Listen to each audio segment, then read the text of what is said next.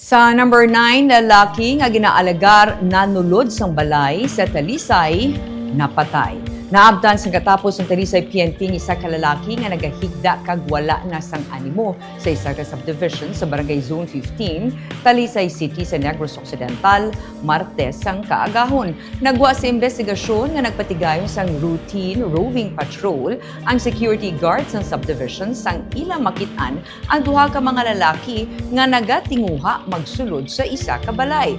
Ginlagas ng security guards ang duha ka mga lalaki apang nakapalagyo ang isa. Nadakpan sa security guards ang isa sa mga lalaki kag ginpusasan. Sunod sa mga security guards, nagaginhawa pang lalaki sang ila ginpusasan. Nag-abot ang katapos ng City Disaster Risk Reduction and Management Office kag sang ila gin-assess ang conditions ng lalaki, wala na ini nagaginhawa. Ginsiling ni Police Lieutenant John Patrick Linda, ang Deputy Chief for Administration sa Talisay PNP, wala sang pilas nga nakitaan sa lawas ang lalaki nga wala pa makilala. Ginabulubanta 40 anyos ang mga persona, gamay ang panglawason, kag may tattoo nga $sign sa idalong sang iya mata.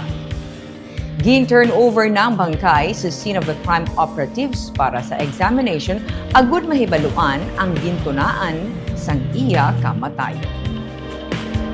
Investigation, ma'am, is na sa SOC para malaman namin yung cause of death ng suspect. Pero may visible wound, sir, sa kanyang katawan. Wala, ma'am. Wala siyang sugat sa katawan. Subong din ng bangkay, sir. Para sa SOC, they are conducting further investigation, ma'am, to identify the cause of death of the suspect. Pero initial investigation, sir, ay pumasok sila sa property. Yes, ma'am. Oo, ma'am. Anong nakuha nila, sir? Wala yun silang nakuha, ma'am. Bali, na spatan yun sila, ma'am, ng mga security guard, ma'am, na nagro-roving dun sa